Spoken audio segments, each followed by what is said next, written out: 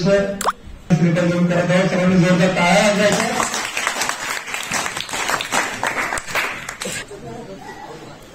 याच्या निमित्ताने आदरणीय उपासक त्याचबरोबर हरिवृत्तकरण त्यांचा पण सन्मान. ते आमचे मित्र माननीय केशवजी टेंकर सर आपण या ठिकाणी उपस्थित. आपण या ठिकाणी रसिकाताई टेंकर यांच्या लग्नाचा वाढदिवस आहे.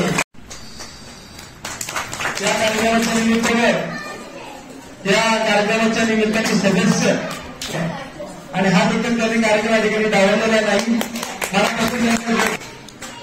विद्यार्थ्यांना मिळेल त्या सरळ असेल. सरळ संस्कार म्हणजे काय? संस्कार म्हणजे आपल्या बालवयामध्ये ज्या विचारांची जडणघडण होते त्यालाच संस्कार असे म्हणतात. इतर धर्मीय लोकांच्या तुम्ही घरामध्ये जरी गेलात तर त्या घरापासून त्यांना त्यांच्या धर्माचं शिक्षण दिलं जातं. आपल्या इकडे तसं होत नाही आणि म्हणून अनेक साऱ्या गोष्टी छोट्या छोट्या असतात पण आपल्या मुलांना त्या माहीत नसतात. ते या शिबिराच्या माध्यमातून माहिती होत आहे. खरं तर बाल संस्कार तुम्हाला श्रीमंत जरी करू शकलं नाही तर बालवयामध्ये मिळालेलं ज्ञान त्यांच्या आयुष्यामध्ये आपण चुकीच्या मार्गाने जातो की सरळ मार्गाने निघतो हे खऱ्या अर्थाने महत्वाचं आहे. या बाल संस्कार वर्गाचं आयोजन वारकरी मंडळाच्या माध्यमातून या ठिकाणी या प्रशालेमध्ये संपन्न होत आहे. या उन्हाळ्याच्या सुट्टीमध्ये तरी प्रामुख्याने एक अशा दिशेने जात असतं की कुठंतरी डीजेच्या पुरण बैलगाड्याच्या मागे धावणारी तरुण पिढी आपण पाहतो. त्यावेळेला संस्काराची जी पावलं आहेत ती योग्य दिशेने जावीत यासाठी हा बाल संस्कार वर्ग अतिशय महत्वाचा आहे असं मला वाटतं. कारण संस्कृतीच्या क्षेत्रामध्ये संस्काराचं बीज ज्या ठिकाणी रोवलं जातं तो हा वारकरी संप्रदाय आणि या वारकरी संप्रदायामधून एक चांगली दिशा ज्या वयामध्ये विद्यार्थ्यांना मिळावी तो हा वयोगट आहे. आणि तो वयोगट तुम्ही अतिशय अचूक पद्धतीने निवडला आणि या विद्यार्थ्यांना चांगल्या पद्धतीचे संस्कार या शिबिरामधून मिळत आहे. या वयोगटामध्ये या पद्धतीने चांगल्या पद्धतीचे संस्कार या विद्यार्थ्यांना मिळत आहे. अगदी सकाळी उठल्यापासून तुम्ही सांगितलं की या विद्यार्थ्यांनी देखील सांगितलं की रामकृष्ण हरी या मंत्राच्या जपापासून त्या ठिकाणी विद्यार्थ्यांची सुरुवात होते. खरं तर आपण देखील ज्या वेळेला मोबाईलवर कोणाचाही कॉल ज्या वेळेला घेतो त्यावेळेला खरं तर सुरुवात देखील हॅलो म्हणण्यापेक्षा का रामकृष्ण हरी मंत्राने जपली तर खऱ्या अर्थानं ते आपल्या आयुष्यामध्ये अतिशय महत्वाचं असल्याचं मला वाटतं. आंध्रदेशाच्या एकादशीला पांडुरंगाच्या मंदिरामध्ये हरिपाठा येतील. आपल्या आजूबाजूच्या नित्यमान आपल्या काळागृहाच्या सप्ताहामध्ये टाळून उभे राहतील. त्या विद्यार्थ्यांसाठी चांगला पोशाख एक व्यक्ती देणार आहे. ते आता किती विद्यार्थी होतील त्यावर त्या गोष्टी अवलंबून आहेत.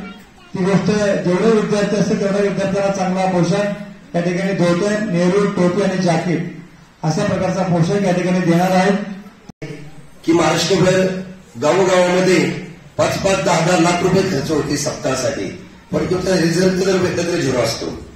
आपल्या गावामध्ये मंदिर आहे, सप्ताह आहे. महाराष्ट्रातील नामांकित कीर्तनकार आहेत.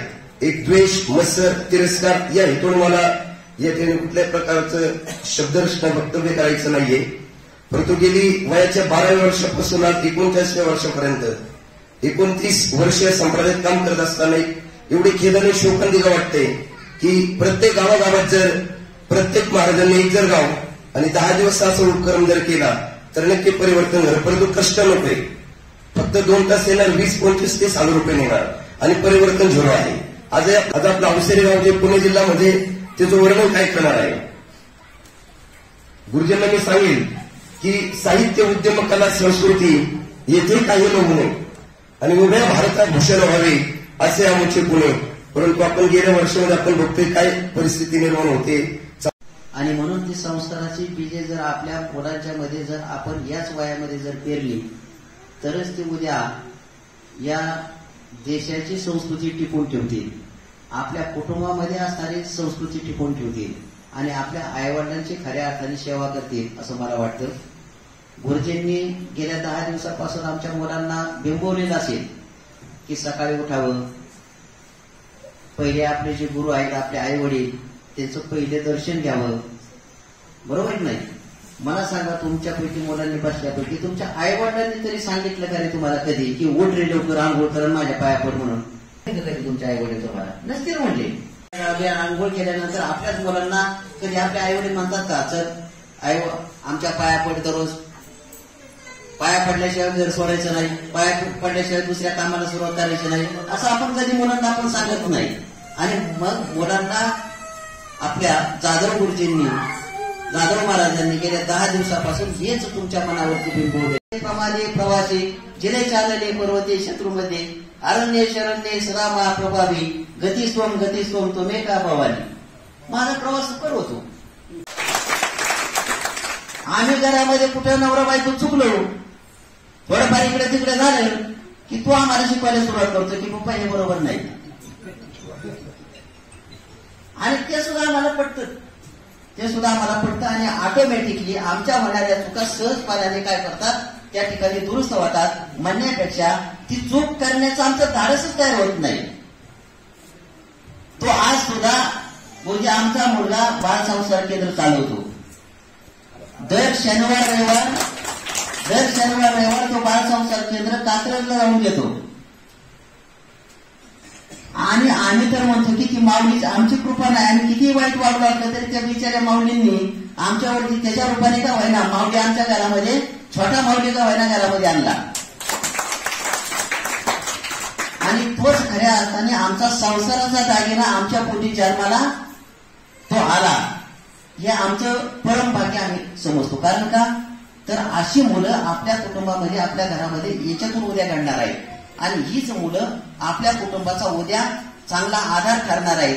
तो आधार या संस्कार वर्गातून ठरू अशा पद्धतीची अपेक्षा या ठिकाणी मी व्यक्त करतो. त्या ठिकाणी अजित राहुल घाटकर यांनी या ठिकाणी यायचं आणि या भरणक बाईक दिंडी सोहळ्याचे अध्यक्ष माननीय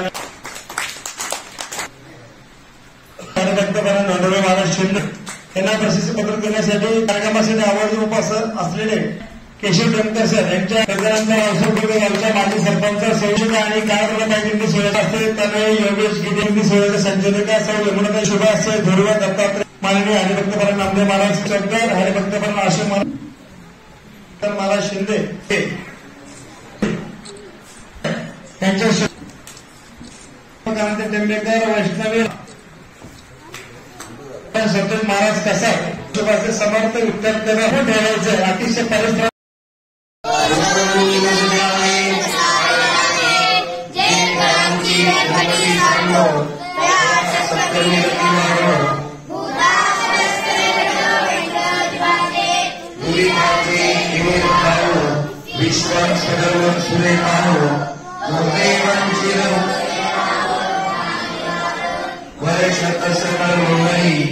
ईश्वर निष्कांची मानली आई मंडळी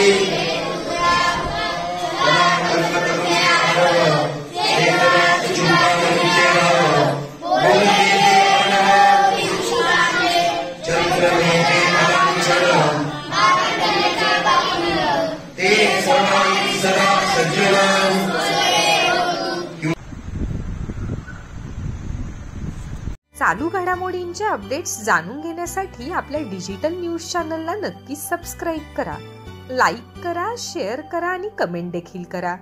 आणि हो, बेल आयकॉनवर प्रेस करून नोटिफिकेशन्स अवश्य